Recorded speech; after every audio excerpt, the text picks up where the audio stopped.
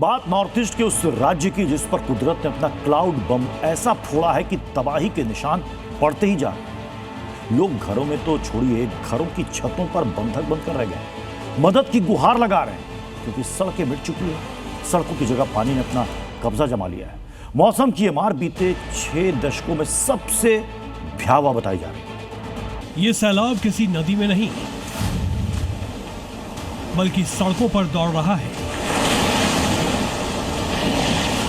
जिन सड़कों पर कभी गाड़ियां फर्राटे भरा करती थी, उन पर पानी का कब्जा है। जिस पेट्रोल पंप पर कभी गाड़ियों में तेल भरा जाता था, वहां नाव चल रही है। हालात ऐसे हैं कि न कुछ ठहर रहा है, न थम रहा है। सैलाब चारों तरफ से तगड़ी मार कर रहा है।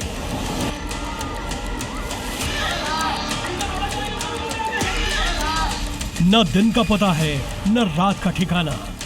लोग जान बचाने की जद्दोजहद में जुटे हैं। घरों की छतों पर बच्चों के साथ, बुजुर्गों के साथ कोशिश यही है कि किसी तरह जान बच जाए।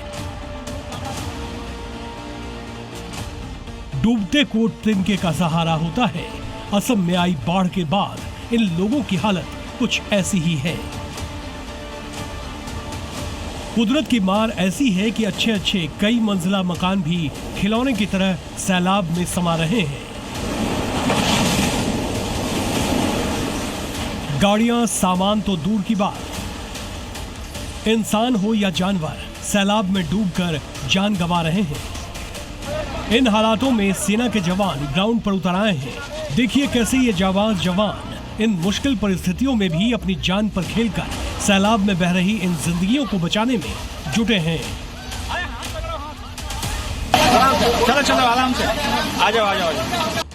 असम में आई इस बाढ़ के कारण 11 जिले प्रभावित हुए हैं। करीब 900 गांव में कुदरत कहर बनकर बरसी है, जिसके कारण 7,21,000 से ज्यादा लोग प्रभावित हैं और 80 से ज्यादा लोगों की मौत हो चुकी है। इसलिए कहा जा रहा है कि असम में कुदरत ने क्लाउड बम फोड़ दिया है। असम में इस बार बीते 6 दशकों में सबसे भयावह बाढ़ आई है। सैटेलाइट से ली गई ब्रह्मपुत्र नदी की तस्वीरें भी इसकी गवाही दे रही है।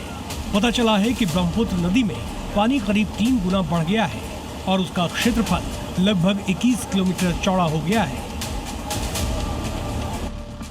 हालात ये हैं कि घरों के सामने की सड़कें गायब हो चुकी है। लोगों की जान बचाने के लिए रेस्क्यू ऑपरेशंस चल रहा है। लोगों को सुरक्षित जगहों पर शिफ्ट कराया जा रहा है।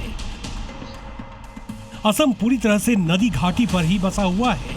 यही कारण है कि राज्य का करीब 40% हिस्सा बाढ़ प्रभावित है। अनुमान के मुताबिक इससे हर साल राज्य को करीब 200 करोड़ रुपए का नुकसान होता है।